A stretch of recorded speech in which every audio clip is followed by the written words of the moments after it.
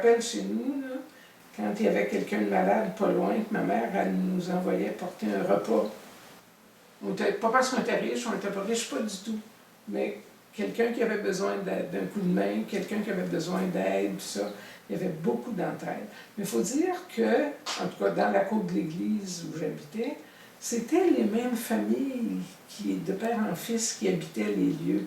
Alors ça ne peut pas faire autrement qu'être des endroits où il y avait... C'était comme un village. Il y avait vraiment esprit de village et esprit d'entraide.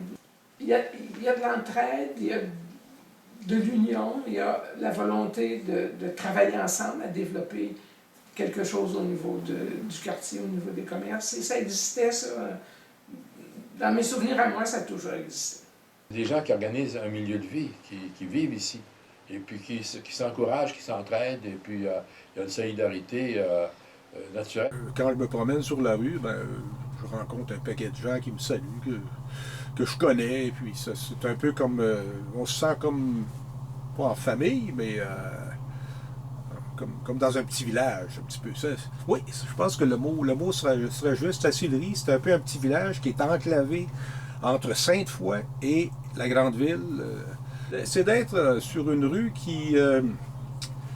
c'est une rue commerciale qui n'est pas en ville, parce que Sainte-Foy, je considère maintenant comme en ville. Et d'ailleurs, on peut faire toute une vie à Québec tout en ignorant l'existence de la rue Maigoire parce qu'elle est comme cachée, elle est comme isolée. Si on passe par la rue, par le boulevard Laurier, on ne la voit pas. Il y a la section commerciale ne se rend pas jusqu'au boulevard Laurier. Donc c'est un petit îlot caché qui s'est développé sur les services de proximité, c'est certain. Je pense que c'est un petit milieu, même si c'est dans la ville, mais c'est un milieu où c'est ça. Tu as besoin de ton voisin, et ton voisin a besoin de toi.